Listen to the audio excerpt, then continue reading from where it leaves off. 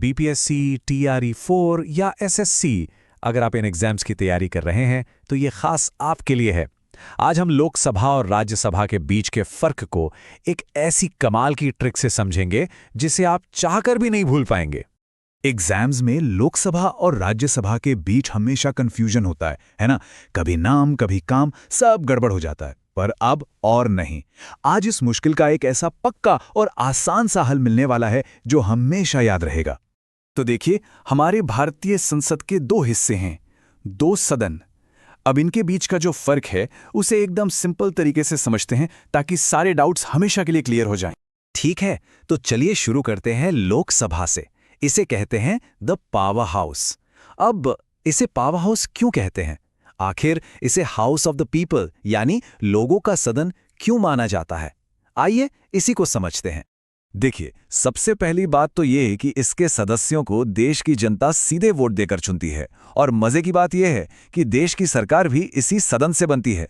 मतलब जिस पार्टी को यहां सबसे ज्यादा सीटें मिली वही सरकार चलाएगी। इसमें ज्यादा से ज्यादा 552 मेंबर्स हो सकते हैं और इसका कार्यकाल होता है पूरे 5 साल का।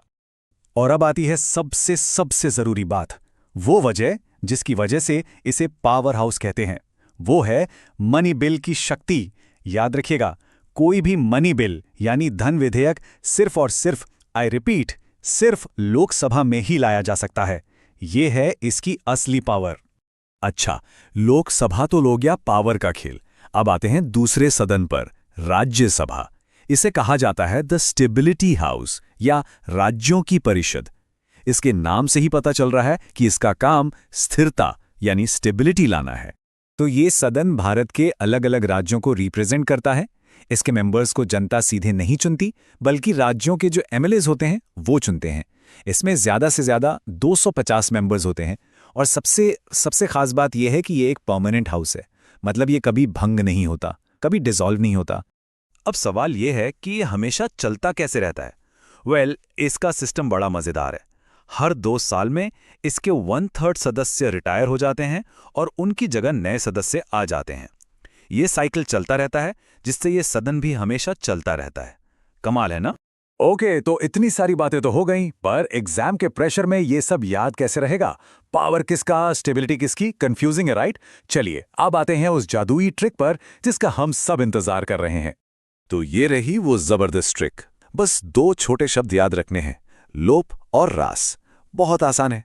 लोप मतलब लो से लोकसभा, जिसे चुनते हैं लोग यानी हम लोग, और पी से पावर, क्योंकि असली शक्ति इसी के पास है। सिंपल। अब दूसरा है रास। रास से राज्यसभा, जो रिप्रेजेंट करती है राज्य को, और एस से स्टेबिलिटी, क्योंकि ये सदन स्थायी है। बस लोप लॉक की पावर, रास राज्य की स्टेबिलिटी। अब भूल कर दिखाइए। तो अब जब ट्रिक समझ आ गई है, चलिए फटाफट एक छोटा सा रिवीजन करते हैं और खुद को टेस्ट करते हैं। देखते हैं ये ट्रिक असल में काम करती भी है या नहीं। इस टेबल को देखिए, एक नजर में सब कुछ साफ है। लोकसभा मतलब डायरेक्ट चुनाव 5 साल और मनी बिल पर एक्सक्लूसिव हक यानी कि पावर। दूसरी तरफ राज्यसभा इनडायरेक्ट चुनाव, परमानेंट और फाइनेंशियल मामलों में कम शक्ति यानी कि स्टेबिलिटी। हमारी लोप और रास वाली ट्रिक एकदम परफेक्ट बैठ रही है। चलिए, एग्जाम वाला पहला सवाल है, मनी बिल यानी धन विधेयक किस सदन में पेश किया जा सकता है? जरा सोचिए, ट्रिक को याद कीजिए। बिल्कुल सही। इसका जवाब है सिर्फ लोकसभा में। याद आया? लोपी, पी फॉर पावर। और मनी बिल से बड़ी फाइनेंशियल पावर और क्या होगी? ओके, अगला सवाल, संसद का कौन सा सदन परमानेंट बॉडी है जो कभी भी भंग नहीं होता? याद कीजिए। एकदम सही जवाब है राज्यसभा। हमारी ट्रिक क्या थी? एस फॉर स्टेबिलिटी यानी स्थायी सदन। देखा, ट्रिक 100% काम कर रही है। तो अब जब पावर और स्टेबिलिटी का ये पूरा खेल समझ आ गया है, तो एक सवाल सोचने वाला है कि किसी भी देश को अच्छे से चलाने के लिए यानी इफेक्टिव गवर्नेंस के लिए ज्यादा जरूरी क्या है, लोकसभा वाली पावर या राज्यसभा वाली स्टेबिलिटी? इस पर सोचिएगा जरूर।